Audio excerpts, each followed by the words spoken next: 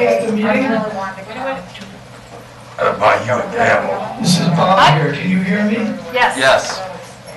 Yes, Hey, Bob. Bob, how are you? Okay. I apologize, I can't make it in person. I had a minor medical thing and I'm not allowed to drive until tomorrow. Everything's fine with me, but I'm not allowed to drive, and my wife says I should never be allowed to drive, but that's a different subject. Okay, but so I apologize for attending remotely, but we'll be listening. Thank you. Feel better, Bob. Feel better, Mr. Cohen. We're happy you were able to join us. Yeah. And I'm happy to have made it, so I'm going to go ahead and call the meeting to order. The first item on our agenda is agenda review, and so I was going to see if there are any changes to the agenda or if there's a motion to approve. Motion to approve, Mr. Chair, and I'll bring that. All right. Is there any discussion about the agenda, Ms. Sheila? Again, it's kind of like, I love learning, and so we're getting a lot of information, but I would like for us to talk about the, I didn't bring my brain with me, I wrote it down, I talked about last month, about the game unit, like what's happening there. Well, I'll tell you what we'll do is, we won't necessarily change the agenda, but we'll ask to see if the chief can give us a brief update, and we can ask to have that at our next meeting more specifically. Okay. Because I think our issue has been we haven't been able to act, we've just had workshops, so we'll get that wrote down, and when we get to number 9, we can remind everybody. Okay, we thank haven't covered you. it. Okay. All right, we have a motion and a second. Any other further discussion? Hearing none, all those in favor say aye. Aye. The motion carries. And then the next item is the review of the minutes from September 22nd. And, I move we accept them. okay, is there a second? Second. Any discussion about the minutes? Okay, seeing none, all those in favor of approving the minutes as presented, say aye. Aye. Aye. All right, excellent. Well, the next item is public comment or questions to the Police Advisory Council. I have to admit, I have not looked to see who's here that I do not recognize, so I do not see any. Do we have any on Zoom? No? Well, then we'll move into the Chief's update. Chief, how you doing? I'm doing okay. Good, it's good to see you. Okay. Got a couple updates for you all this evening. The first one is what I traditionally do is the Uniform Crime Report year-to-date stats. As you can see, homicides, we had 5 so far this year. That's 1 too many, 4 too many. So we're actually showing a decrease. Sexual battery, we're actually showing an increase from 139 to 99. Some of that can be attributed to our efforts that we go out and ask people to report these activities, but you also remember in 2020 we had COVID. A lot of people just did not report. A lot of things that unfortunately occurred, schools were closed and people didn't come on the campuses, and so therefore we attribute that to some of the lower number in 99, and then we come up to where we are in 21. Robberies, we definitely showed an increase from 196 in 21 to 154, 27% increase in aggravated assault. We definitely showed an increase from 572 to 553. When you look at your numbers for your violent crimes, you'll see a 12.32% increase. When we go and look at property crimes, we see just the opposite. We're showing that we're trending down in burglaries, larcenies, as well as auto thefts. In the nation, they're going up, and we look at about a 15.79% decrease. So when you add both of them up, you see a 10.44% decrease overall in crime. I'm very concerned about the violent crimes. That's, yeah, I like the overall number, but we can't overlook where we stand with the violent crimes. And so if you look at your next page, I'm going to kind of go into what our one community. And I think we started talking to you all about this at a previous meeting. We launched an initiative, One Community, where we work with the neighborhood. We work with the community. We work with our neighbors to try to come together and address crime within Gainesville. And let me make sure I got the right one here. Maybe just the wrong one here. This one right here, where we're going to look at the violent crime statistics. So what I do is every week, I call all my command staff together, and I want to know what happened the previous week. And what you have right here is a snapshot of what we go over in the meeting. So we look at violent crime statistics, and I try, this is just part of our One Community concept, our plan. I presented the whole thing to the City Commission 2 Mondays ago, and we focus on first building trust within a community. That's something that you have to continuously work on. These things won't be in here. Then we focus also on investing in our youth and our young people within the community. Then there is a strategic precision, targeted enforcement within the community of areas that we know are hotspots, that we try to go in and address some of those particular issues. And lastly, we are trying to, we met today with Jacksonville. We are going to have a committee of citizens. I want to know how good we're doing. How are we addressing the fear of crime within the community? And then I also want to look at some of the root causes, and I can get into all kind of studies and stuff like that, but I want to hear from the individuals that are impacted the most. So we were looking at what they were doing in Jacksonville. I had a very fruitful call today, and we're trying to put this committee together that we're going to look in a long range. The end result of this committee is not only they're going to report to me, but they're going to report to the City Commission as to what are their findings and their recommendations as to what we can do on a long-term basis to address crime within the city limits of Gainesville. So, you know, all these components that I just told you, there's nothing that is done in isolation. I'll give you an example. This Saturday, we're going to have a gun buyback at Mount Moriah Church, and that is done with the faith-based community and the community at large. We hope it'll be a very fruitful thing, but that's one of several that we're planning within the community. Chief Scott is back there at the back, but he came up with this, and I'm working with the community. Who's in the box? A lot of people, particularly young people, don't realize that when you shoot a weapon or discharge a weapon, there could be some criminal penalties. There can be some jail time, but above all that, death. Death could occur. And so they are working together with different organizations to begin January to put a program together. Do you want to explain a little bit about that? Since that's really his, he's the head of that particular project. But I think it's something unique that we haven't did in the past. Yeah, the concept is that we figured we have to appeal to young adults and youth, either through empathy and sympathy or through giving them, trying to scare them straight.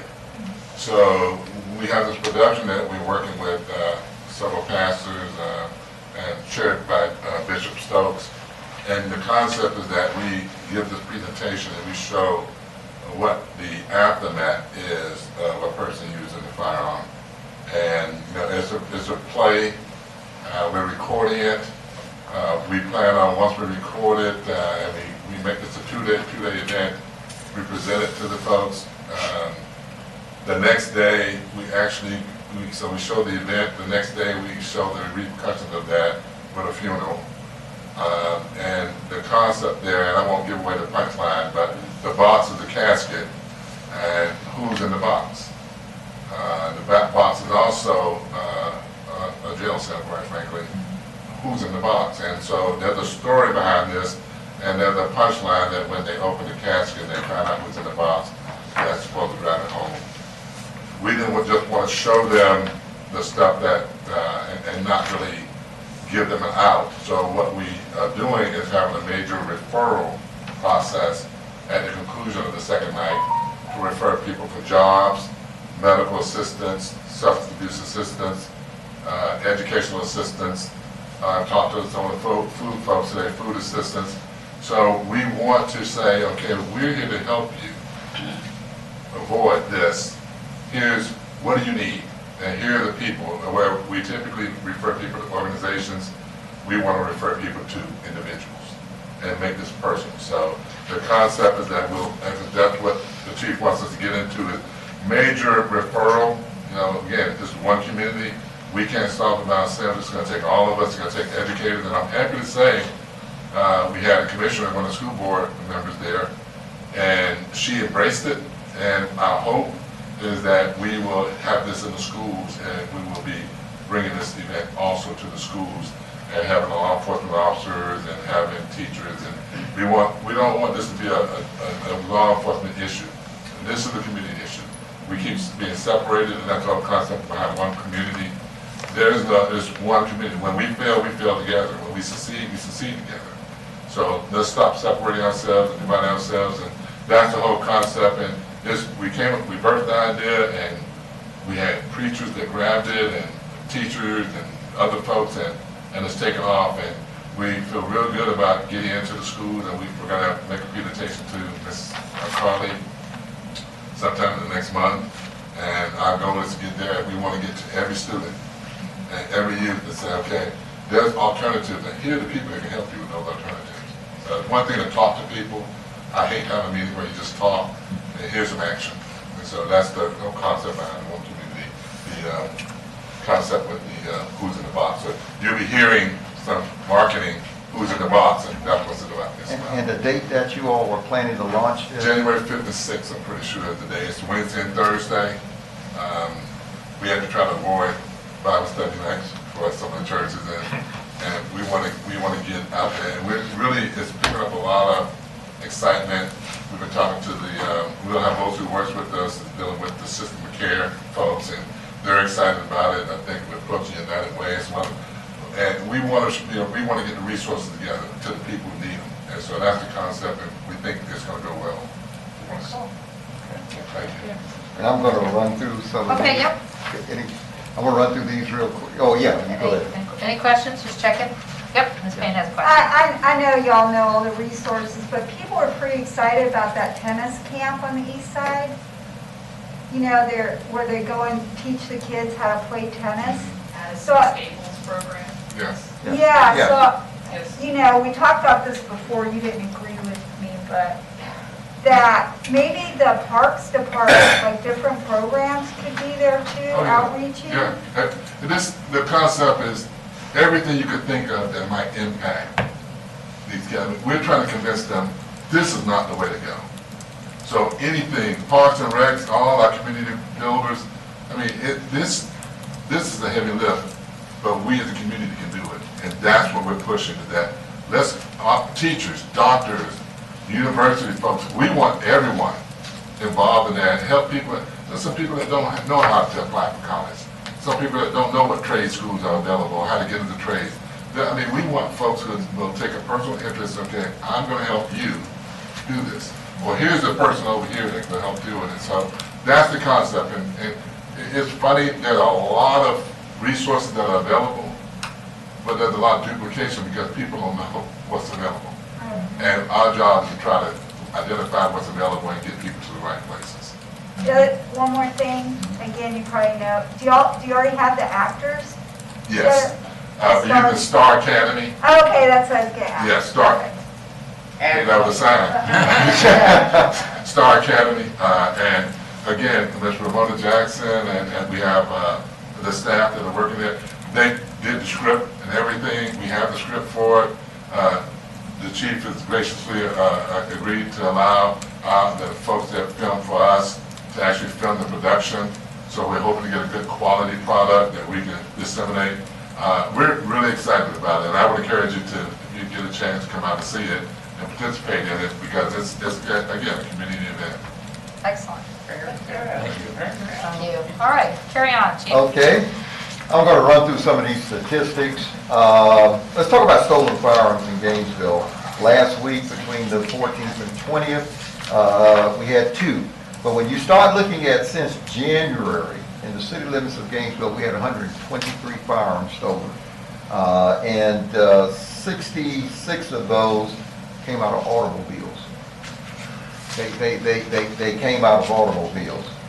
Weapons seized by law enforcement. Now, weapons are bat, knives, other things other than firearms. During the week of October the 14th and the 20th, we had 3. We had 151 for the year. Firearms seized by law enforcement. Last week, October the 14th through the 20th, we had 7 that was seized. For the year, 279. And no, this was not doing a gun buyback. One of the commissioners asked that from the dais when we made this, is this gun buyback? No. This is our officers working in the street, our citizens, telling us that, you know, there's some guns over there or whatever. I even recovered one 2 weeks ago in Spring Hill. We had citizens personally call me and ask me would I come out, and sure enough, it was a semi-automatic gun up under a tree. They were mad because I went out late at night and got it, but my thing was I didn't want it to fall in the hands of a kid. Okay, and if a citizen or a neighbor thought enough to give a call and say, you need to go and get this gun because I don't want a child to pick it up, we went and recovered that particular weapon. It was late at night, the staff was mad at me, but I had to do what I had to do. Okay, when you start looking at quantity of illegal drugs seized, that is the quantity identified by grams, and they got some things of different types of drugs. Marijuana is the #1 drug that we are seizing, but we also have some other drugs in there. Number of shots fired. Now what we do on this one is we had 2 during this week. This is where we actually get the phone call in our 911 center and say there are shots fired. Our officers come on the scene, find some type of evidence, shell casing, cars been shot up, or whatever the case may be. We had 2 of them during that week. Now the ones that are verified for the year, 103 shots fired calls that have been verified in the city limits of Gainesville for the year. Number of persons shot or injured by gunfire during the week of October the 14th and the 20th. We had 1. For the entire year, these are people that generally went to the hospital or whatever, 47 individuals in Gainesville has been shot as a result of gunfire. Homicides, as I mentioned earlier, we had a total of 5. 1 is too many for me. Okay, so 5 is way overboard for me personally. Just to give you the kind of what we're dealing with on the street, what our officers are dealing with on the street, on Saturday, October 16th, 2021, we see several weapons doing an armed disturbance. This is the type of stuff that we pull off the street. This is not 22s and 38s. This is the type of weaponry that we are pulling, and we actually did more since this particular one that we pull off the street.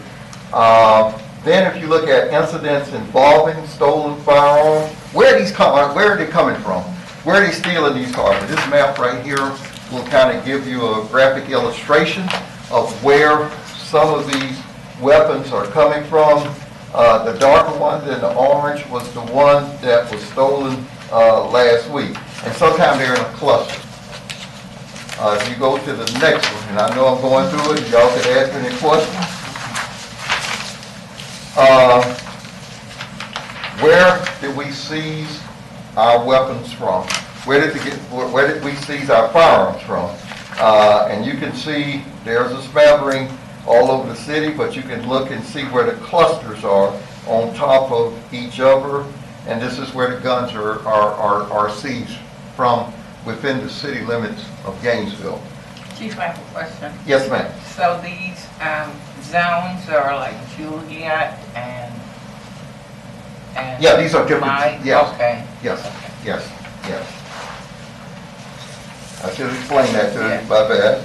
Incident locations of homicides. You'll see the homicides both in the yellow and the orange depiction. These are where the homicides occurred at within Gainesville.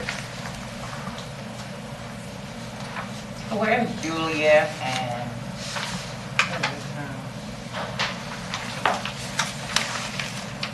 there were two in this orange area, I think it's near Juliet. Eastern Gainesville.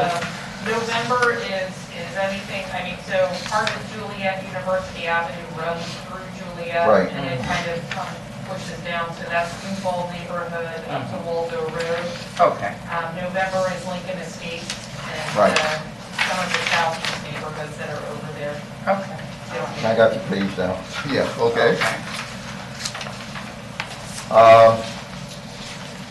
So I showed you the homicide locations. If you go to the next one, it'll show you the type of drugs that were seized last week. Well, from the 6th through the 14th. It'll give you, the different various amounts of drugs that were seized within Gainesville. I have a question on the marijuana. Yes, ma'am. I thought there was an ordinance passed if you were caught with less than a certain amount, it would not be arrested or, We can give a civil citation on that. Yes, ma'am. okay. So what's the amount? Like I know what it is, Less than 5 grams. but less than 5 grams. Yes, ma'am. That was my question too, that I written down. So these are not necessarily arrests, these are what? These are actually drugs that were The amount, seized. right. These were seized, so the disposition of the person. So if a person, even if they have less than 5 grams, I'm not gonna say, well, you can take that home. Oh, really? No, ma'am. Okay, that's what my No, question. ma'am. So are they being seized? I'm wondering, how are these pill seizures being facilitated? You have to look at each individual case. I couldn't sit up and tell you today that so many is this, so many is that. Now, we can bring that information back to you. I mean, it's not that important, I'm just wondering, are y'all searching cars, or is it, how It's are a number, people being? it can happen a number of ways as far as the seizure or a seizing of the drug. You'd be surprised, some people walk up and tell you, yeah, I got some drugs on me. I can smell it in my Yeah. neighborhood. Yeah, and some people will walk up and just tell you, I got some drugs on me. Okay, some of them are seized for post-arrest for other offenses, some of them are doing investigative stops. So it's a number of ways we can break it down for you. But I'm not prepared to do that tonight, I'll just give you the raw numbers. I guess at some point, I'd like to know if y'all are like searching cars, if people know their rights about car searching, and if drugs are being found that way. Certainly. I can bring that to you. Because city and county commissioners are proud that people aren't getting arrested. If you look at our arrest stats, if you look at our jail stats and stuff, or the number of times that we put people in jail for a small amount of drugs, the city and county got a right to be proud, because that's something that we do. But Well, we're not going to allow the drugs to stay out on the street. When I was arrested, there was a lot of black men that were arrested after me, and one of the county commissioners came my first appearance and was shocked that people were getting $2,500 bails for marijuana possession. Now, I actually, that was like a little bit of my question, because like she did bring up a good point. Like if it's, like with a lot of these things, if you look, it's like very small. Like it's some that, you got some big ones, but a lot of it is like really small amounts. So you know what I'm saying? If But you, remember what I'm saying, you're looking You may at not be seized. arrested. You look Yeah, at this isn't seized necessarily in the stuff. criminal justice system. Right, saying you're looking you at took the drugs. seized stuff now, okay? oh, okay. Okay, so Okay. but that was like my question. Like, Yeah, but still, that's the distinction. yeah, that's what I was saying. But I was getting at if we could get the information on that, because I then know you you want to see that, because Right. you want that to be Right. like the correlation of, Right. you know what I'm Right. saying? So we're looking at C stuff. So, yeah, could we at some point, Yeah, can we get that thing? just the information, how many people are being arrested and what's Yeah, the we quantity? do that. So Sheila, we provided that information to you, Oh, and Deborah, we gave you and it was focused specifically on the cannabis arrests, what we've done in the That's city. right. And we can update that information. Would you like the same format of information that we provided last time? Because it was, I can look back, I keep everything. and we can provide that again, but we can can update update it more recently Yeah, and provide you the more recent data. Especially with, like, Yeah, sure. Could it just be in the context of, like, I would just want to know, like, basically to me, like in the context of basically when you're dealing with small amount encounters, you know what I'm saying? Because I do hear a lot of, like, as I've talked and had questions about a lot of things that go on, it's like, yes, we understand drugs are illegal, but would you, like, you know what I'm saying? That we dealing with stuff that's legal in a lot of other places. We dealing with stuff that, like, where we already know it's not that big of a deal. Are you trying to make it? So we shouldn't be turning people's lives upside down, having them go through processes where it's like, where it feels like, you know what I'm saying? I over think a the ground. information, if you can update Yeah. us on the information, just sort of, same format's fine, just anything since. Okay. We'll Yeah, take a we- look next we- month we and can check do in that. on it, and we can see if there's discussion. And if you go to the next page, it's I got, want it broken down by race too. certainly. We Okay. do that for the city commission model. Okay, Yeah. Yeah, we do that for the Yep. city commission No model. problem. On all arrests, Yep, okay? So we might just copy what we give you all to the city yeah, commission. that'll be fine. Okay? If I can mention just one thing, Keon, just to at least address a little bit of the question, and part of that understanding of the arrest last time was realize that with COVID and the pandemic, we actually have issued a different, I will call them a set of rules and regulations and things that the officers have been doing, and it's basically been for low-level, like offenses where we can give notice to appear, sworn complaints, and do other things alternative to arrest. We are recommending less contact with the public in terms of putting someone in the car, taking them to the jail. And it has really, since the beginning of 2020, all the way through, you'll see a sharp decrease in our numbers, not only from that, but having these other options of using an NT or something else instead. So you guys will see a difference in that, and that would be one of the contributing reasons. I just want to mention that before, when you look at the numbers, so you'll have some context. Is there discussions about, so we're seeing that as a new means of way of doing things? Are there discussions about keeping that, like, you know, are y'all in active discussions about? We this might work we for- brought them here to talk about the Adult Civil Citation Program, GPA program. They came here and gave a presentation. Do y'all want that again? I think, remember we brought them here? Yeah. And they, yeah, Miss Charlotte Head. I might not Miss Charlotte Head. So she is the director of that program, and this is something that she coordinates with the officers. So if you would like an update on that, we can bring it. I would just like raw data. I Yeah. was dissatisfied with that presentation Mhm. since she doesn't use any kind of system to analyze, she just makes a decision herself. The decision is made by the officers on the street, and then it goes to the state's attorney's office, and then the state's attorneys look at it, and then they make the determination whether, okay, they keep them in this program or go the other way. Okay, so it's kind of different than what the county do through court services, because just like with our juvenile civil citation program, the officer make the decision right there on the scene. Now, with our juvenile civil citation program, if the officer allows, that says that I'm going to take the juvenile to the detention center, they have to come up with an explanation as well as a supervisor, a concurrence with it.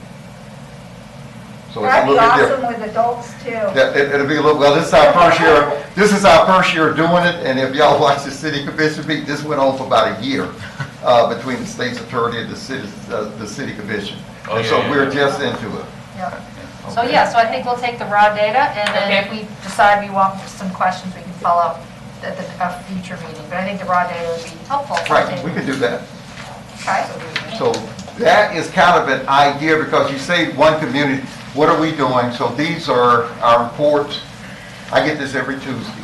Every Tuesday, I go through this. Are there any questions about the report or comments? I think probably the only comment, go ahead. I was just, when, as we look through the report, so I've been trying to gather like my own type of version of like community outreach, talking to people myself, like trying to get a gathering of like the people I know. And then we all can kind of see where, like, okay, at the end of the day, we know the problems lie in the fact that there's certain areas created to be certain places. So like, if we, like, what is the, like, if we look at this right here, and you can, if you look at the chart where, if you look at any of them, you can pick one. Pick the incidents, stolen firearms. Majority of them are going to be in a certain area. If you go over to the incidents, person shot, majority of them are in one area. If you go over to incidents involving shots fired, the majority of them in one area. And if you look at what that one area is, it was designated to be a hood, a ghetto, like it was designated almost for that reason. So what are we doing? The last part of it, and first of all, this is not a complete report. I just brought the stats tonight. When you start saying community engagement, that's the first thing. We got a whole litany of things that we're doing, but I didn't want to belabor the meeting tonight and bring the entire packet. But when we look at it, remember building trust within the community, building that cooperation within the community. I want commanders to not just tell me, yeah, I'm doing it. I ask you, what are you doing? Kind of the same question that you're asking. What are you doing? Okay, we got that category, but now I need to ask you, and this last week, what did you do? What did you do? Like, for instance, last Saturday, yours truly was out doing farm share. Okay, we were out helping give food away, talking with residents and stuff. What things like that? What are you doing? What are you doing? Well, not that specifically. My question is about, all right, if we understanding the problem is the hood, like they're created areas to be hoods, ghettos, whatever you want to call them. What are we doing to address that? And the last subcommittee that I was telling you about, when we started looking at something called root causes, okay? That's what that subcommittee is. That's why we was on a Zoom call today with Jacksonville. They're a little bit ahead of us, and also they got $1 million from the Department of Justice. They got $1 million from the Department of Justice to do theirs, where I got zero. But we're going to work with them. They like some of the ideas that we have, and we're going to empower a committee to do some of that. Because with me just sitting up here saying, well, that chair needs wheels on it. Okay, people might say, no, it needs more than wheels on it, or whatever the case may be. So what we're doing is we're empowering the community to work along with us. Because remember, as he said earlier, where I think America get it wrong at is this is a police problem. This is not a police, this is a community problem. Right. This is a community problem. And so that's why we're bringing the community there. We have not yet picked the committee. We're doing research on how to set up the structure. That's perfect. Okay. That's perfect. Yeah, Okay. Yes, ma'am. Okay. I think the chief is absolutely right. Because it doesn't matter where people live. They don't want their community to be called a hood or the ghetto. Exactly. They are doing everything they can to work with the police department to report things. No one wants their community to be labeled Well, as. it's not that they want it. I'm not talking about the people in there at all. I'm talking about what was done before to why we are here right now. Generations ago. Yeah. When you look at all these things, all this stuff goes on in the same places at the same time. And it's not in Gainesville. We go to St. Louis, we go to California, we go anywhere, all this stuff. Well, and that's why when we created this plan and we did this with citizens' input, we got tired of repeating the same thing over and over again. Why do you see those same dots over and over again? So let's work together and try to identify some of the root causes and come up with some solutions. Where we come up with solutions, when I say we, police, neighbors, everybody. Let's come up with some solutions, and let's see what happens. Okay? Well, Yeah, just picking up on what the chief was saying, is that, we got away from the concept that the police know better about what's going on in the neighborhood than the people that live there. So everything that we do starts off with our officers sitting down with people that live in the community, developing an action plan so they know what we're gonna do and why we're doing it, and communicating that. That allows, really, that shows the mutual respect. It also says, hey, you live here, so you ought to be involved in how we solve this problem, because it's not just a police problem, it is a community problem. So if we believe that, then we have to go back to the community, sit down with them, and, the chief kind of push that philosophy, and we pushed it throughout the department. We used to, in the old days, we went, statistical analysis said this is the problem, we know what it is, and we went there, we're gonna fix it. We didn't really communicate to the community. Now we go in, we say, hey, these are statistics we have, this is what we perceive, what do you want done, how do you want us to approach it? So one neighborhood can actually be policed differently than another neighborhood, because that's the way that community wants it done. That's the action plan they had input into and that they approved. And that's the way it should be, it's tailored to the neighborhood. And I just felt it was important that y'all know what we were doing. I'm sorry. Oh, yeah, right. And I don't want y'all to think I'm saying this is I just a took a lot of police time. thing. I feel, honestly, it's nothing to do with the police or the community. It's about what has just been happening over the past. We all are. And that's why we're gonna have this committee. Yeah. And we're trying to put the structure together, so that's why we were on the line today, Zoom with them. And I think they're gonna come down here, and we're gonna go up there as well, to kind of see what's going on. I do know one of the neighborhoods that they're in. About 3 or 4 years ago, it was a challenging neighborhood. I will put it that way. I went there about 2 weeks ago, and it was, you can notice the difference. Thank you, Chief. Okay. And we appreciate it, and I think I think there's a lot of good stuff in here, and I look forward to seeing the next. Okay. What I'll do is I'll kick off the next one, and then after, I'm going to turn the meeting over to you. So our next presentation is about personnel and recruitment, and so I'm going to say congratulations to Acting Captain Renee Guy, because I didn't know till I got here today. I saw it on the agenda, but I forgot. And Corporal Gonzalez. So welcome, and then I'm officially turning it over to Chair Johnson. Thank you. So I checked with Mr. Johnson just to kind of get some parameters of kind of what you guys were looking for. And so I tried to condense the slide presentation. I have a lot of information if you want. If you have questions, we can dive into something a little bit, but I didn't want to overwhelm you because you can really fall into some big rabbit holes here. But Renee Guyan, I'm currently an acting captain. I'm normally a lieutenant at the Gainesville Police Department. I've been here for 21 years. During those 2 decades, I've had the privilege to do a lot of different things. I've obviously been in patrol, street crimes, K-9, school resource, internal affairs, and upon promotion to lieutenant, I came into personnel. So I'm here. I'm also a member of the negotiations response team, and for the last 4 years, I've been lucky to be the commander of that team. I saw Lieutenant West came and did a SWAT presentation for you. I thought it was a great presentation. We work hand in hand with them, training with them, and we have a real high level of mutual respect between our teams, and we work well together. So I'm going to do most of the presentation. I'll pull Corporal Gonzalez in for a couple of the slides in the back on recruiting. So this is kind of who we are. We have 6 community builders in our office. Ms. Patty Barrett is our personnel clerk. We have retired Sergeant Ray Barber. He retired from the department with 27 years of service out of our Criminal Investigations Bureau, so he's a background investigator part-time. Officer Ernest Graham, Corporal Gonzalez Welker, Sergeant Clement, myself, and we report to Assistant Chief Terry Pierce. So some of the things we do, we process all the advertisements and applications for every job that comes into the Gainesville Police Department.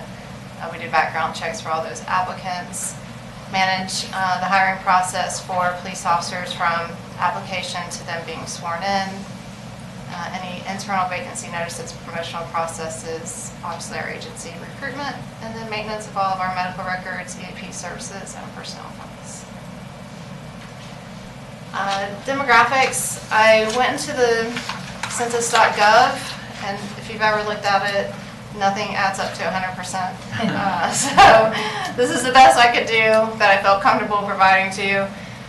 So the population for the 2019 census was just shy of 134,000 for Gainesville, and below is our total sworn. We have 256 sworn personnel from officer to the chief of police, and that's the breakdown by race and gender. And the percentages are pretty close, you can see, as it reflects in our community. We're shy in a couple areas, but I think we're on track. So, and this is through the ranks, something that we look at nationally. Over the last year, there's been a big push for increasing the numbers of women in law enforcement. There's something called a 30 and 30, which is to increase women in law enforcement by 30% by the year 2030. On the slide before that, I think we're at 20. Can you go back, Deb? I'm sorry. So for women, we're at 20%. So we're pretty close. The national average, according to this study from NYU, is 12% representative law enforcement. So we're ahead of the curve there nationally. And you can go back to the next one, Deb. And I think it was 3% in police leadership is what their study cited. So we're pretty well represented as we go into the ranks of our department. Okay, so I know specifically when we're asked about staffing issues, we're asked about police officer positions. So it's broken down the way we kind of look at it internally as authorized, which is through city HR, how many positions we are allocated for the rank of police officer. It's 183 positions. We have 159 of those filled. And below that, that 159 is broken down into 3 categories. We have 139 officers that can put on a uniform. If the chief says everybody hits the road, we have 139 officers that can do that.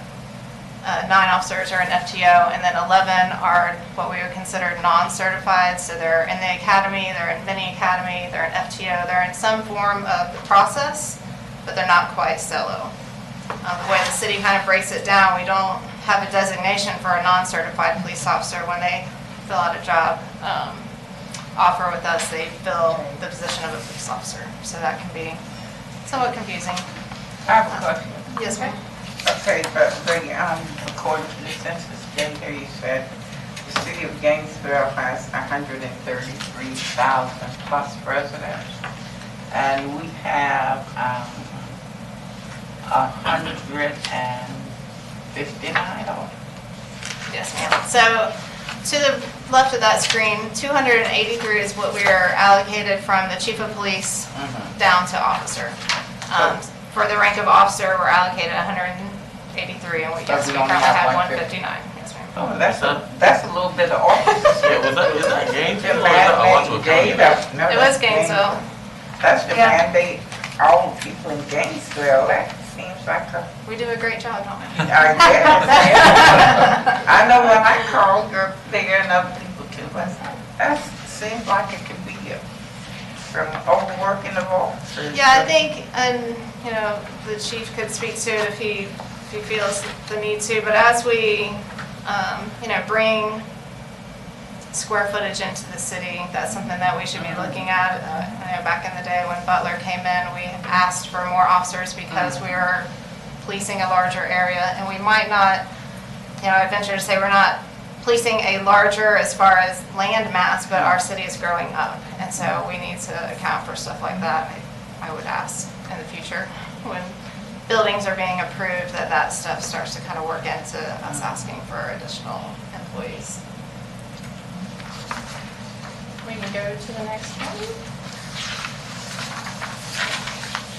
I thought this was important because obviously we know we're working with 22 current vacancies, and we work really hard to try to put a dent in that, but every time we get a step forward, we ended up taking 2 steps back. So I wanted to break this down for you guys. The column on the right is all 256 of our officers broken down in increments of 5 years.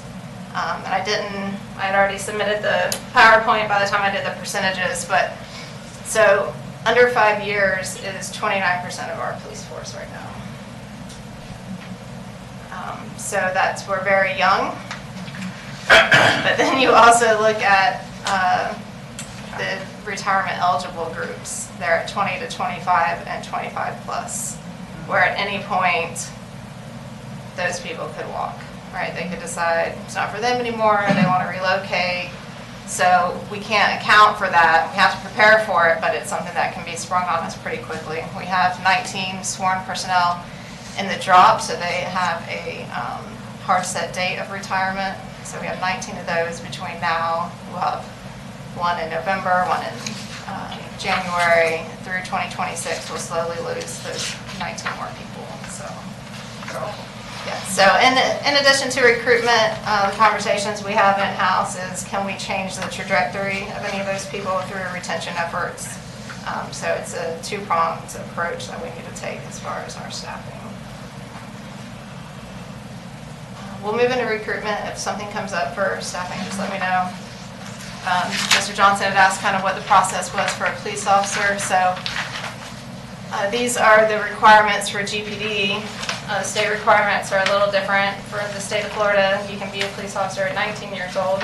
So you have to be 19, certified through FDLE, not have a felony or misdemeanor conviction for a handful of designations. It's moral character, perjury, falsifying something, or a dishonorable discharge from the military. So we have enhanced some of the requirements in some ways at the age of 21 as opposed to the age of 19, but we've also relaxed on some of the requirements. A lot of agencies require a 4-year degree.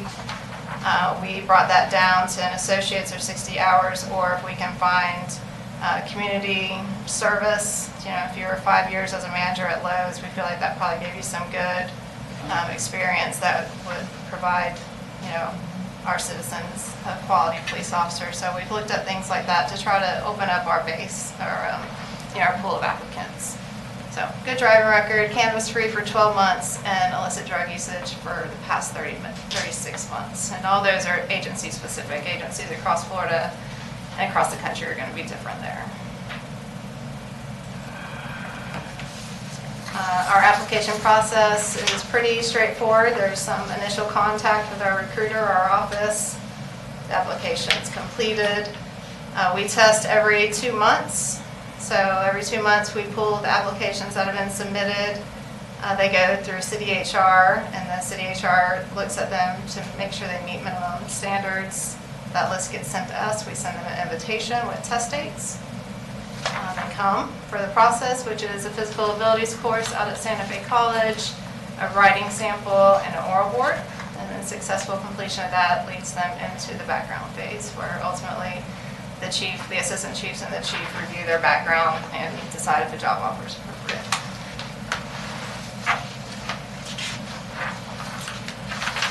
So non-certifieds obviously will need to become certified, so they go through a local academy. We have the ability to sponsor officers through either Santa Fe College or the College of Central Florida in Ocala. We put them through a 6-month academy. They're a paid employee during that time. And then once they become certified, then they jump on the track with everybody else, where they go into in-house mini academy and FTO. If we're able to hire certified officers, if they're within the state of Florida and they haven't had a break of service greater than 4 years, then they can roll right into our program. If it's beyond 4 years, then they're going to need to do an EOT, which is an equivalency of training course, to make sure they're up to date with current laws. Military applicants can do that, and out-of-state police officers can do that if they've been a police officer for a year out of state. So there's some options to kind of speed up that process. And then the Crossover Academy, we do have some corrections folks that can do an abbreviated Crossover Academy in civil law enforcement. But this pay scale seems awful low. You're ahead of me, Ms. Fox. You're ahead of me. Oh, I'm sorry. All right, I'm too slow. All right, next slide, Deb. All right, so these are some efforts that we have to increase our recruitment sponsorships, which we just spoke about. We sponsor probably 90% of our recruits at this point. Positives and negatives of that, we have a great relationship with both Santa Fe College and College of Central Florida, so you have some ability to kind of have some idea of who you're training and what the training is, as opposed to somebody coming from another part of the state or out of the state. But it's a great program that we offer. The benefits there, when we look at nationwide, when they talk about how 75% of law enforcement talks about struggling to recruit and what are some ways that people can enhance their recruitment efforts. These are a lot of the things that they suggest, and we do, like 8 out of 10 of them probably already at this point. Tuition reimbursement for your bachelor's degree, your master's degree.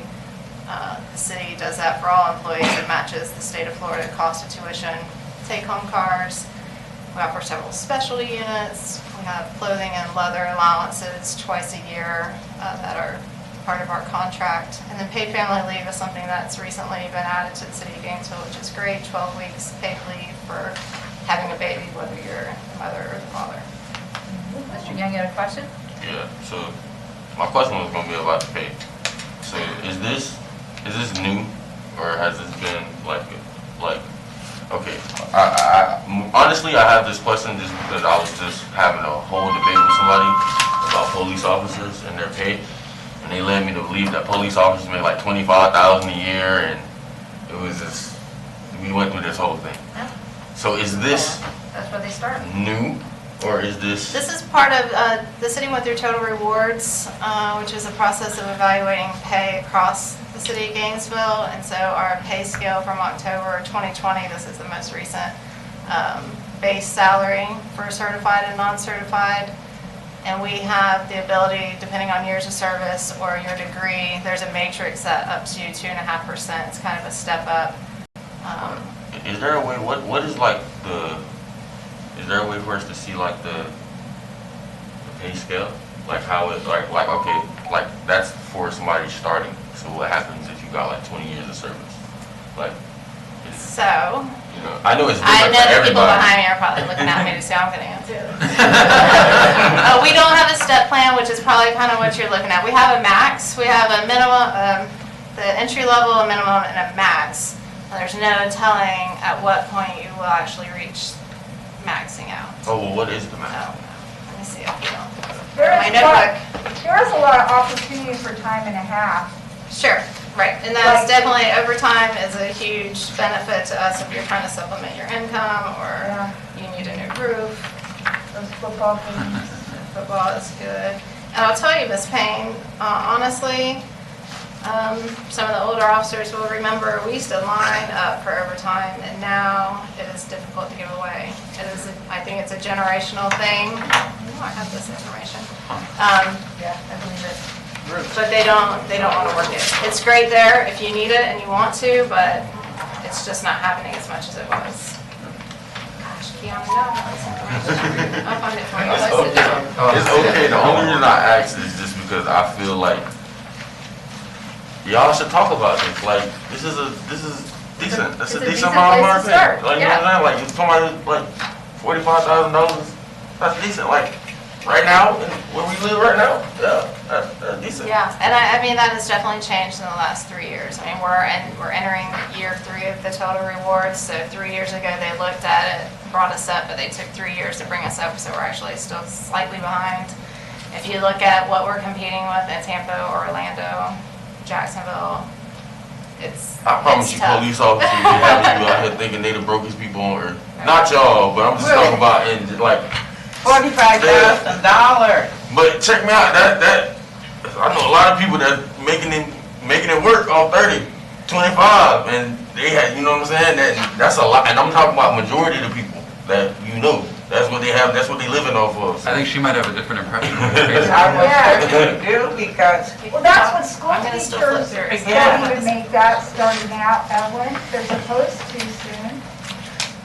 Okay, $80. one of the things that you don't see there is that police officers pay 7.5% of their salary into a pension. Yes. The difficulty in recruiting for us, when we start looking at take-home pay, because you also have to pay for insurance, and Yes. there's a level of insurance And we're competing, quite frankly, it's like football recruitment. We're competing with everybody else in this area, and quite frankly, a lot of officers are not finding this attractive at this point. Because other places are paying more than that. You can do, we have officers that have left and went into non-law enforcement professions. One, because of the hit that law enforcement profession has taken. Two, because they can make more money, quite frankly. This is a job you do because you have a passion, not because you're trying to make any money. Oh, yeah, I'm not trying to say you're going to be rich off of that, but I'm just saying, like, they lead you to believe they can't make a living off of that. You can make a living off of that. Like, We have officers that have to work A second a job. substantial amount of overtime to make it. And I mean, overtime, serious overtime. Yes. You see, that break down around 3,800, the 4,000 a month. That's what that break down to monthly. and if you take away what I just talked about, It's Insurance. not no, because that's what I make. You're not taking it's insurance not gonna out, be that's what I anywhere. make. it's not gonna be anywhere That's near what they that. bring home. And then, again, the risk, I mean, we're talking about, we can't, as she pointed out, we cannot get officers to sign up for certain details. You know, you look out on University Avenue, on Main Street right now, you see some sheriff deputies out there working the details. Yeah. In part because we can't get people to do it. Well, no, I believe you on that. I was just saying, like, the profession itself, they make it seem like it's not a paying profession. It's It's not. not necessary. No. What I'm telling you is, we can debate this all day long. We're not going to agree on it. But at the end of the day, you cannot tell me that is not something you can live off of. That whole argument is dispelled for me forever now. I don't want to hear that. Well, we have some administrative staff that make that. They don't have to put a gun on, they don't have to go out into the weather, they don't have to go out there and deal with what they have to deal with. There are other people in other jobs, some of the trades, you know, some of the people at public works folks make that and more.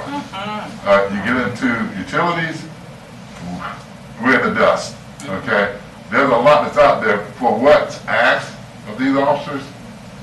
And again, compare it with other agencies of similar size, and you're going to see that we're a little short. And that's what we've been fighting for over the last few years, is try to bring it up. That's why the recruitment is so difficult right now. I used to live in Hernando County, and I think they make like 50. Chief Inspector? Yes, they want So I just want to say one thing, and that just the Assistant Chief is absolutely correct. I know of 2 police officers that have worked at the Gainesville Police Department in the last 3 years that were both on food stamps because they were single income earners for a family with multiple children. Right. Health insurance for a police officer to insure in our agency to insure themselves and a family member and a child is over $600 a month. That's what the officers are paying.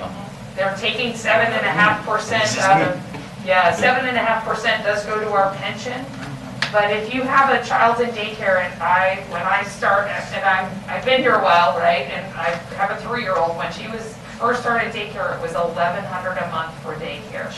So you start adding those bills. You add utilities. You add a car payment. You add a place to live, and it is a struggle for many of our officers to make ends meet. Daycare costs are unbelievable. There are so, I mean, I don't want to throw daycare out there, but I had the conversation, we had a conversation this last week in our women's mentorship group, and I asked, and the ladies who are employed said to me, Jamie, we need a daycare that it actually would be provided by the city. That seems because they work nights, we work weekends, you want to work overtime, you can't find daycare in those odd hours. So there are many benefits that we hear all the time. I hear you, and it is a very nice amount of money. I asked the chief what his starting pay was. When he first started, he said $10,000. So.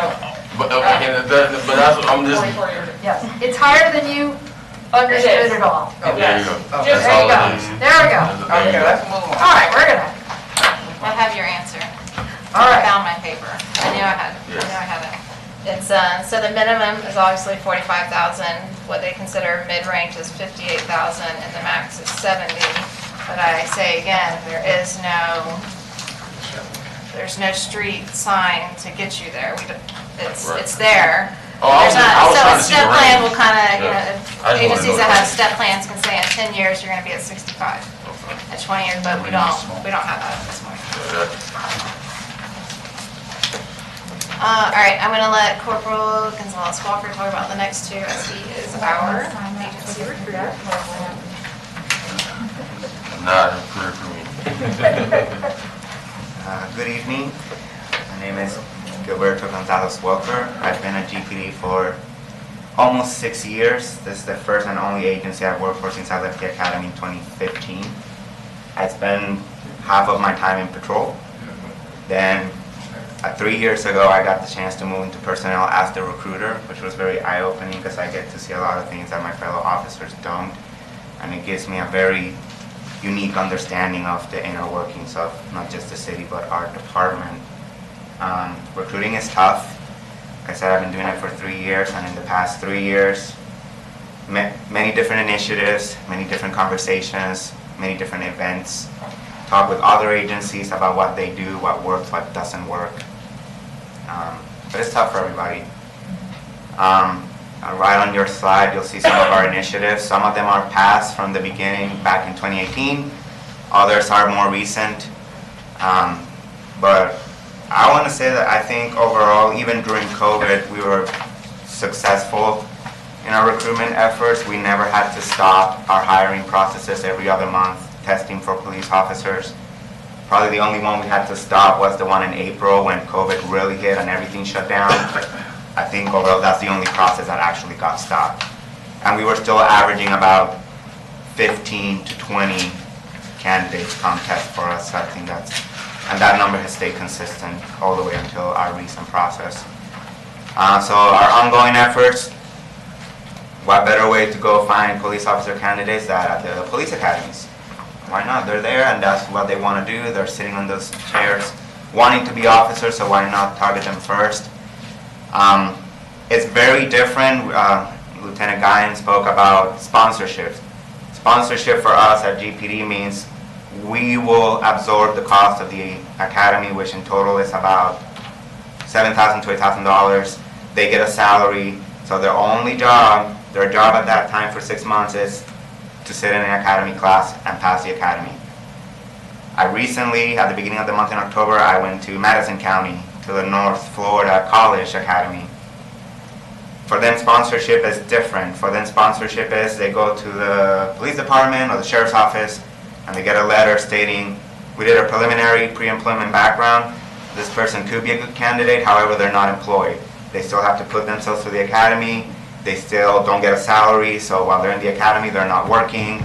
So that was a very big eye-opener because a lot of non-certified candidates and people are looking to be police officers. That's one of their first questions. They're like, do you guys sponsor? When people call me on the phone, even walk-ins, do you guys offer sponsorship? So they are looking for that help. Without the sponsorship, they wouldn't be able to do it. So there are some of the academies that I tend to contact regularly.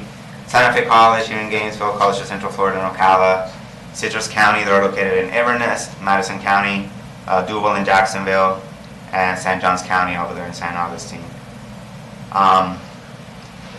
Those are a little bit easier to manipulate in terms of travel time. I haven't traveled more than probably 78 to 80 miles. So people that live on those counties where they're really concentrated on family, at least you can pitch in, hey, it's not that far. You can always go home on your day off. You're not going to miss your family. Not that you're not going to miss them, like you can go back, versus somebody that might be from out of state, somebody maybe coming a little further like Miami, where maybe going back and forth it's not as easy. Career and job fairs, I'm actually about to head to Tampa tomorrow to go to an event. Events are great, not only because you get exposure to the city, exposure to the department. Some individuals have actually heard of our initiatives by word of mouth, which is great because they already do their research on us and in the city before they even come talk to us. But you get to speak with other recruiters. And not just police officer recruiters, you get to talk with business entities, enterprises, and you get to kind of pick their brain a little bit and be like, hey, what's working for you guys? What about this? What about this initiative? Does it work? Does it not work? And I kind of use that to kind of brainstorm and tailor and present how can we move forward for our agency. As of recently, and you'll see under the recent and future events, those are the 2 colleges I just went to 2 weeks ago.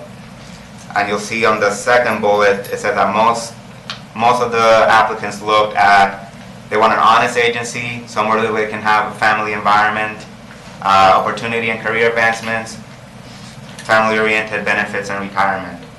We actually already do all this stuff. We actually go as far as we have created career development portfolios where we can let them know, do you want to be part of our criminal investigations division? These are the classes you need to be looking at. This is the type of workshops you need to be taking. This is the type of shadowing you need to do.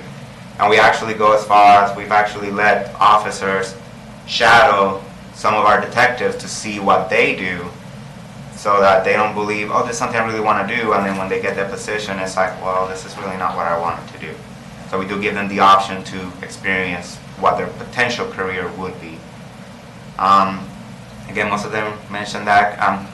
I've never felt, honestly, as a number, as my badge number, like other departments may be, like Miami, Jacksonville, NYPD, agencies that have thousands and thousands of officers, and you're just a number.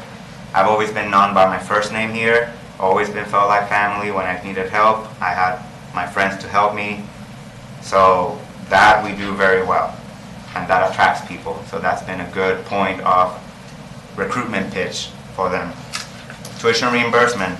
A lot of individuals, especially our veterans, who may have enlisted right out of high school, and now they want to be able to advance their knowledge and their education. Tuition reimbursement, they love that. They love the fact that they'll be able to do that while working. That's a big pitch as well. Some of the universities we work with, UF, we actually are in the process of creating our own Gator Link business account so that we're informed of any event potential that they may have, so that we don't miss on opportunities to recruit in-house in Gainesville. I mean, we have one of the biggest public universities in the state, so why not? I've gone to Florida A&M University. They always have a fall and spring career expo, and you always get very, very energetic individuals there. They're really eager to get a job and get going. And we've had individuals graduated from that university apply and become officers, so it's always really rewarding to see them from the event moment to the point they're actually getting sworn in and getting their badge. At least for me, that's very rewarding. So I like to see those. Events within the city does their own little career events. I've attended those as well as with Career Source. We know a lot of individuals tend to use Career Source, so we do try to get information out there for them. And then some of the future events, like I said, tomorrow I'll be heading to Tampa. We'll be at Village Forest Green, handing out some candies and goodies for the kids. And wishing them a safe Halloween, and then those are the rest of the events for the year. But should anything pop out at the end, then definitely we'll be tackling those as well. Oh, question. Yes, sir. Well, no, I just want to say, I can tell you, this present, I can tell you from my own experience. I was sponsored by, I was a student at Santa Fe in '78, and I was sponsored by the college to go to the academy. And I went to the academy in 1980, and the college paid my tuition. But, of course, there wasn't a whole lot of money back then, but what I can tell you, all these years later, that recruitment and that support, financial, I had a young family then, that was very helpful to me, and that was the best experience of my career. I was in class number 19 at the old academy, the original academy. And looking back on it, that was the best. That's what launched my career, and that was the best experience of my life, going to that academy. And graduating in 1981 and going on from there. So from my personal experience, it was a plus for me. And I would always be grateful for that opportunity. Absolutely, and that's great to hear, and that's what we try to promote, especially in our sponsor recruits. I think Lieutenant Guy can attest as well. We really go above and beyond to try to make sure they're successful. We do follow up with them at different points in the academy, make sure they're doing okay, make sure they understand what's going on. We even as recently, we identified an individual we think will be a great police officer. She thought that maybe her interviewing skills were not that great, and she was concerned about that, so we even put up, I think it was this Tuesday, we did a mock-up oral board for her, where we gave her a couple of questions, like what she would encounter on a regular interview, and we graded her and we talked about it, and afterwards she felt really, really good. And that's another initiative we're trying to foment too. We're trying to cultivate these candidates that look like, this person's going to be a great officer one day. They're going to serve our community really well. They're going to serve our neighbors. However, they may be lacking the confidence. They may feel that they're not good enough. So, hey, let's push through that door together and we'll get you where you need to be to ensure that you'll be the most confident officer that you can. This next other slide, other stuff that we target really well. So social media, we decided it was time to really tackle that like forcefully. We weren't doing it as much, so along in combination with our PIO officer, Mr. Graham Glover, we actually go ahead and he handles the Facebook page and Twitter, and then I handle more of the LinkedIn. So any position, and this is not just police officer, I actually, in one of my recent events, recent meaning when I started in 2018, 2019, I had to remember that I'm not just there for police officers. There's individuals and citizens that may want to be involved, but they don't want to be officers. So what does that entail? I had to learn our civilian positions as well. I needed to learn what was available to them, what were the different career paths they could develop, whether it was through a staff specialist position, teleserve, field service technician, who can in time progress to be law enforcement should they choose to do that. But I had to be able to present to them the flexibility and the path that they could take should their initial choice be like, I'm not sure. So that was also an eye-opener for me, realizing, yes, I'm the police recruiter, but I'm not just recruiting officers, I'm also recruiting civilian personnel. I'm recruiting individuals that do want to be involved, however they may necessarily not want to carry a gun and badge and be out there fighting crime. So back with social media, LinkedIn is very professional. Actually, while I was doing my master's at UF, that's the first time I ever heard of LinkedIn, and it was a requirement for us in class to have a LinkedIn. So this was the time to dive in and really become well-versed in it. So any position, civilian or police officer related, goes on our LinkedIn page, and obviously I update as the positions become available or close down, as well as any other announcements. Professional publications, those are just literature where we have posted ads. Minority Business Listing, they actually did a radio and a short television commercial for us that we try to promote during 2019 and 2020. And that worked really well. We did see a spike on our job interest forms go up because of that. The National Minority Update, that's another publication we've actually sent ads, and we've also received positive feedback from it. No Florida Pride Center, we're actually business members of the Pride Center at different churches around town. I work a lot of overtime. I'm one of those officers that I do have to work overtime to make ends meet, and I love doing the church overtime, especially at First Presbyterian downtown, a live church on the Northwest. They love to see us out there. They are always very courteous, they're always happy to see us, and I think that's, anytime any of us puts the uniform in an overtime capacity, they're all recruiters. They're all putting their best foot forward. I have so many officers come, hey, like this weekend I talked to a young man or a young lady, they really want to be police officers, can you call them, can you contact them? So word of mouth here, I know it's not the most exciting or the most common way of recruiting, but it's pretty big here in Gainesville. It's actually huge. And then the City of Gainesville, again, their publications as well. recruitment team. So that actually took off. That was a small project I had back in 2018, 2019. Didn't really, I guess I must have not done a right job the first time because it didn't really take off that well. However, revisited this year and turned out really well now. We have a very diverse group of officers from different backgrounds, different ranks, both male and female. And my hope is that eventually I can try to encourage civilian personnel to be part of the team. So far, I don't know if they may be a little hesitant or not. That's on my end to figure out. But the point of this team is basically a divide and conquer. Hillsborough County, so the Tampa area, they actually have a unit that is strictly a recruitment team, 10 officers, and they do divide and conquer. Let's say there's an event in Tampa tomorrow, but there's one in Jacksonville and one in Miami.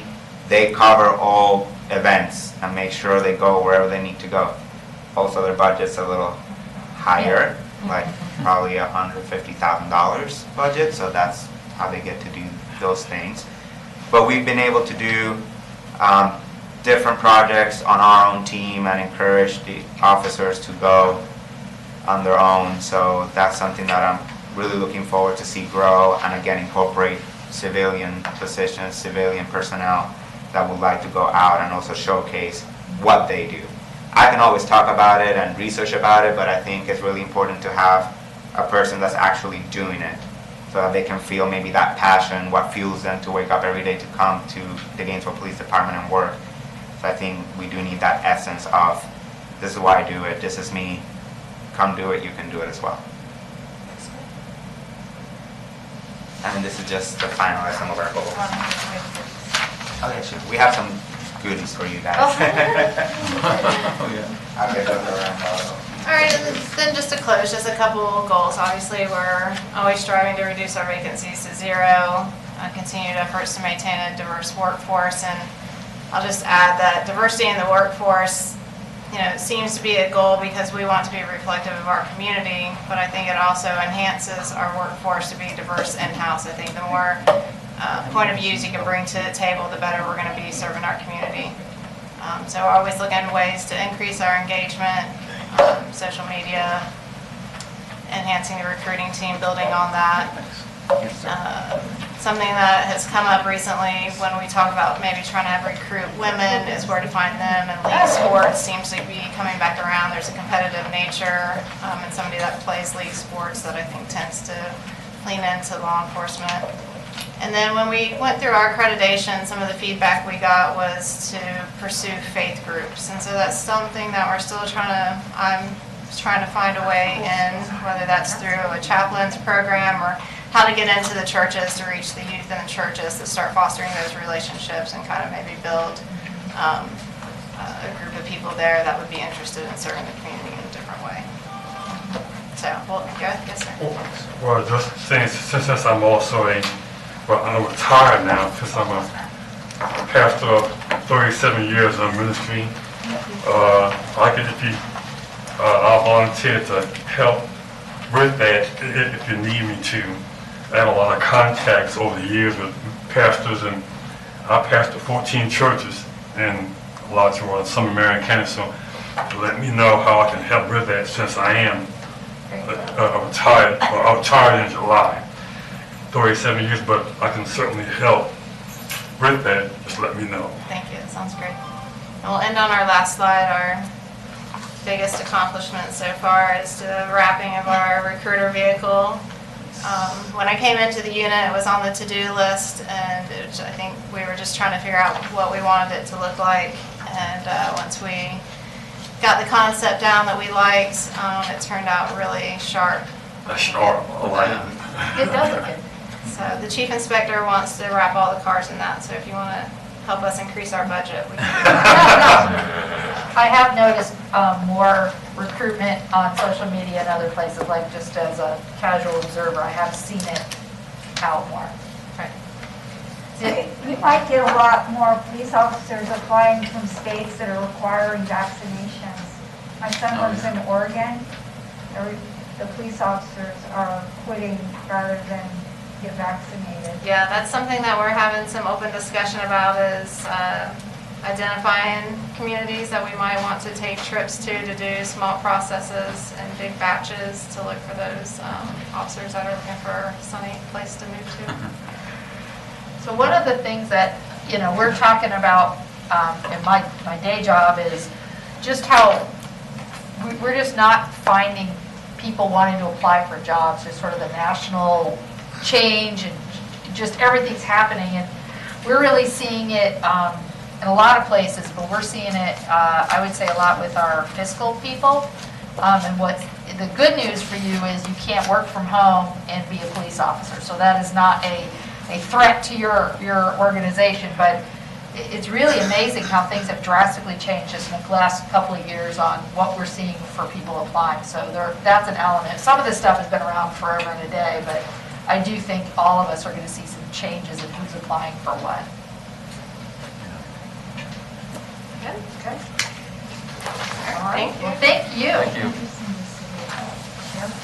All right. Mr. Johnson, kick it to you, bud. Chief Inspector Kirk, for our one and only IA case that's been in the news. Thank you. Yes, this one has been in the news. It is a very short case, so that's Yeah. very quick. This was an officer-involved traffic crash at 175th and Newberry Road. The investigation, the crash happened on March 3rd, 2021 at 0300, involved Sergeant Jeff Kirkow. He was the only person involved in the crash. FHP does our traffic crashes when they're major crashes like that. So Trooper Sergeant Williams actually completed the investigation.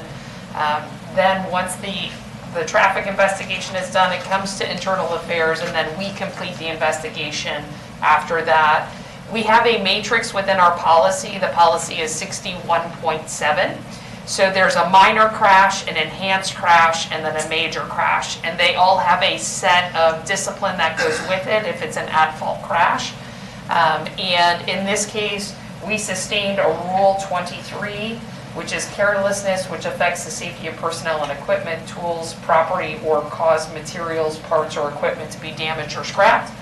And then a Rule 30, which is a violation of a safety rule. And this is pretty much for all traffic crashes. This was considered a major crash. It was more than $15,000 damage, and that's what happens there. And that is, the discipline is an employee notice, what is considered written cautioning, which goes into your file, and then 2 weeks loss of a take-home car. So that officer will have to drive his personal vehicle to and from work and leave his marked patrol ride at the station for 2 weeks. And when you have the opportunity as a police officer to take that car home and not use your gas, this actually is something that's significant. Does anyone have any questions on this investigation? Yeah, Kia. What was the nature of the crash? Like, I didn't get an understanding of that. Like, what was the, like, I know it's $15,000 worth of damage. Sure. What happened? So it was a very wet road when the officer was traveling. It was like a hydroplane situation, lost control of the vehicle went off the roadway, and then the vehicle struck a tree. Glad to hear he's okay. Yes, he is okay, but it was a significant crash. Yeah, it's going fast. The TV20 really did a big story on that crash, yes. Absolutely, absolutely. And just FYI, in the state of Florida, we're not allowed to release traffic crash information for 60 days. I don't know if everybody knows that, because sometimes people are like, well, what's the name? We're set by Florida state statutes on what we can and can't release. So this has been much longer than that, but if you ever get that question, for us, we're mandated by Florida state statute on that. So. I do have one other question. Yes, sir. This was like something major, and like I feel like when we go through these reports, I've never seen like what constitutes somebody actually like getting suspended or losing their job. Well, it happens. I'm just saying, as far as we've been doing this, and all the at least the ones we've looked at, Sure. like I've seen it was one where I was questioning like why does he still have a job? I think he lied under oath. It was something else like. Cheated on a test. What happened?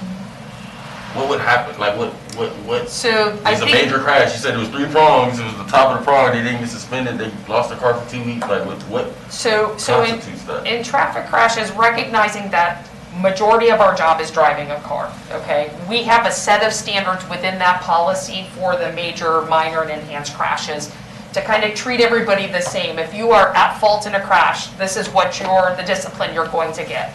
Now, if the officer, in the case that we talked about, Keon, and I remember specifically, it was the pursuit case, the very long one with the very high speeds, and the officer had intentionally turned off the camera, and you were asking me about that. That officer received, a significant discipline, which was a suspension, I believe, of 40 hours, Tim? Is it that long? Yeah. Okay.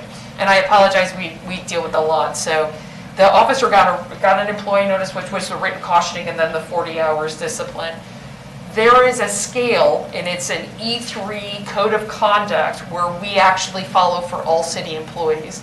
And there is recommended discipline within that scale for these offenses. So maybe next month, I'll have Deborah provide that as a backup.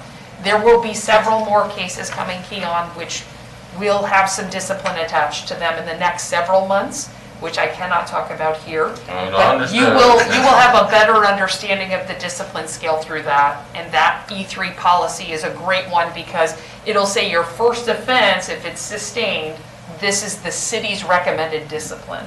And that discipline can either go higher or lower depending on the circumstances of the case. So you will see some mitigating factors, but as we navigate these, I will keep providing copies of that, so you can open it up and look at what we did and why we did it. Yeah, that'd be interesting to see. Yeah, it'll give you a look at kind of like, it's a matrix, it's basically just a matrix for all city employees. And you did provide that on the last big IA where we had 5 people disciplined. That's right. I have seen it, I know I've seen it, but yeah. Oh, I must have lost track of it. Yeah, and so I'll be happy to resubmit that to y'all tomorrow. And sometimes they go in ebbs and flows, Keon. Sometimes we'll have ones that are employee notices or written warnings or small, and then sometimes, it just depends on the case. I'm just trying to, I just wanted a scale. I'm trying to figure out a scale, one for the community and one for the police department, if that makes sense. So it's like, in the community, when certain things happen, what are people in the community doing? In the police department, when certain things happen, what are they doing? What's happening? What are we doing? And then why do we keep having the same results that we have? So let's address, if this keep happening, you know what I'm saying? Let's address it. So one of the things that I've implemented since becoming chief inspector, which is been like a primary focus for me, is looking at the causation of why some of these things occur. But in several of the results in the investigations, I'm mandating that they go to training. The 5 in the pursuit all have to go out to our training and education division for remedial driving training, review of the pursuit policy, and we will mandate that happens. In the situation where we had the officer that had a verbal argument with someone and he was reprimanded, we sent him back to training to learn soft skills of communication, how to communicate better. So we're putting a lot of emphasis on retraining for those issues where we're seeing deficiencies, and to give people the skills to do this, because not everybody, it's a difficult job. There's a lot of things that you have to remember. I don't be trying to give y'all a hard time, because I've definitely seen I'm from Georgia. I'm from here. I was born here, but I lived in Georgia most of my life growing up, and I've seen what policing can be. So I understand completely, I'm not putting y'all at the worst end of the spectrum by no stretch of the imagination. I just try to get an understanding of how things go. That's all. The best part about it is we love the questions because we want to address and answer whatever the questions are to you, for you guys to understand, what we do internally. So sometimes, knowing what the police do and really intimately understanding our training and education is super important for you guys. So I will answer. You can ask me any question you want. I will. If I don't have it here, we'll get it for you. I appreciate that. Were there any other questions? I have a comment. Go ahead. I held off. So, I want to talk about generational poverty, which is what is happening. Basically what we're talking about. 50% are rentals, and they're all, bad housing is all in the same areas. But, you know, I was a mail carrier 25 years. I worked 60 hours a week for 25 years. That's how I was able to support my family. But I also filed grievances about people who didn't want to be forced overtime. But I would advocate for y'all to have a step increase.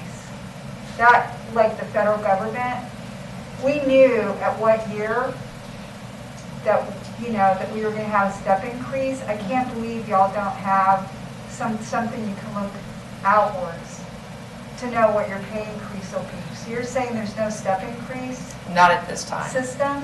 Why is that? I'm going to be asking it to see. So that's a very good question, and it's a bargaining issue, you know, Yeah, have they that tried comes to to bargain? the. Have Oh, they yeah. tried to bargain that? There has been those efforts in the past, yes, ma'am. I'm going to find out. That's not for all city employees, that's specific for. That's specific, yes, Police department. specific to GPD. Yeah. Is there any other member comment? My only comment, I do not have any comment on the closed item for you to move on. I was just going to point out, our next scheduled meeting is the Wednesday night before Thanksgiving, so. That was what I was. I'm actually going to be here in town, but I suspect that pretty much everybody would prefer to be somewhere. Yeah, my parents might have to come to that meeting. Bring them along, I think they'd find it fascinating, Is there not a so. way for us to like Um, move the date? Yeah, so we can move we the can one move at the it week before. Yeah, you just move the week before. That's fine, I just wanted to make sure that we didn't, Good call. yeah, I already Trust wrote me. it down. Oh, yeah, 'cause we would've been, everybody would've been like, oh, I got this, blah. You already know. Turkeys will be fine. well, in that case, meeting adjourned. all right. I say, I'm hosting. Oh, one more thing. So I wanted to let y'all know the vacancy for the Police Advisory Council Oh, has yeah. been posted. Oh, okay. It closes on October 29th. So Chief should be receiving a list of applicants, potential applicants that's going before the commission after the 29th. So hopefully we'll hear something soon at the next city commission meeting sometime in November. So that's on the city website? Yep, it'll be on the clerk, the city clerk's website.